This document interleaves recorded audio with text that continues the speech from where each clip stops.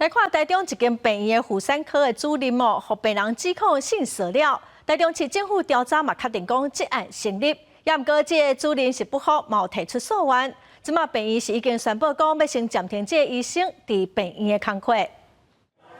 台中市某一间病院的妇科主任去互患者指控用看诊的名义黑白摸身体，佮问无适当的问题来性骚扰，向病院投诉无结果，转向台中市府来申诉。不过，这位医师有关照常咧看诊，受害者就质疑病院咧甲这个医师斗暗号。他也算有名的医生，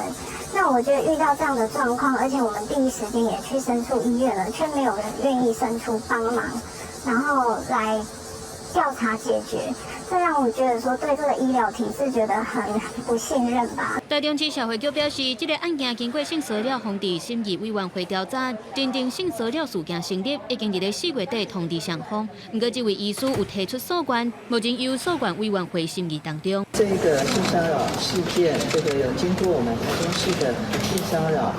审议委员会的审议啊。那这个案件我们是认定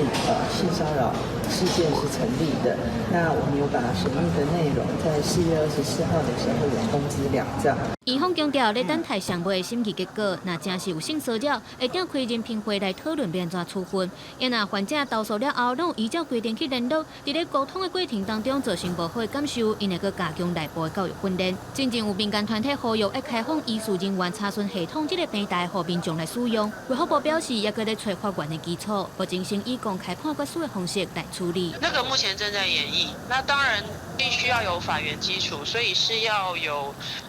目前研议的方向是以有公开判决书的方式先做处理。如果有觉得不舒服，其实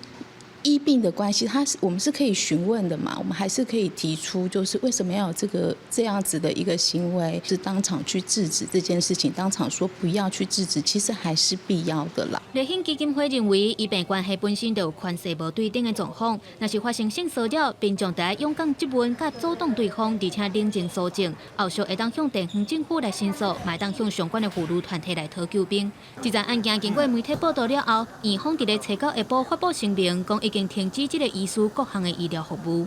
公视新闻采访报道。